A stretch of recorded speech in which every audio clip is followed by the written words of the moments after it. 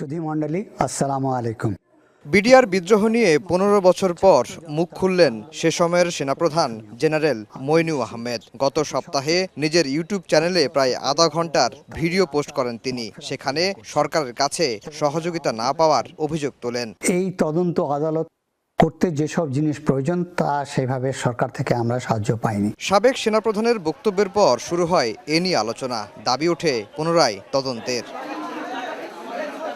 বুধবার বিডিআর বিদ্রোহ মামলায় অন্তত ৪০০ জওয়ানের পক্ষের আইনজীবী জানান, ব্যর্থতা ঢাকতেই এখন অসংলগ্ন কথা বলছেন মইনু আহমেদ। সাবেক সেনাপ্রধান যে বক্তব্য দিয়েছে তার বক্তব্য সঠিক নয় এবং তিনি চেষ্টা করলে এবং সরকার চেষ্টা করলে এইসব আমাদের দেশপ্রেমিক সেনাবাহিনীর অফিসার থেকে বাঁচাইতে পারতেন। বিডিআর সদস্যদের মামলা পরিচালনা করতে গিয়ে এই আইনজীবী জানতে পারেন ২৫ ফেব্রুয়ারি ঘটনার আগেই বিডিআরের কয়েকজন সদস্য বৈঠক করেন ফজলেনুর তাপসের সঙ্গে। হত্যার নেপথ্যে পার্শ্ববর্তী একটি দেশের ইন্ধন রয়েছে বলেও জানান তিনি। এডি তৌহিদের বাসায় একাধিকবার আওয়ামী লীগের নেতৃবৃন্দের সাথে এমপি তাপস সাহেবের সাথে এই ২০ থেকে ২৫ জন যে ছিল বিডিআর সৈনিক এবং বহিরাগত কিছু ছিল, তো তারা বাংলা হিন্দি দুই ভাষায় কথা বলে।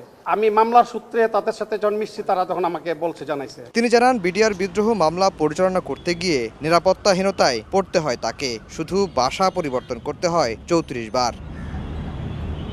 আফজার হোসেন, সময় সংবাদ, ঢাকা।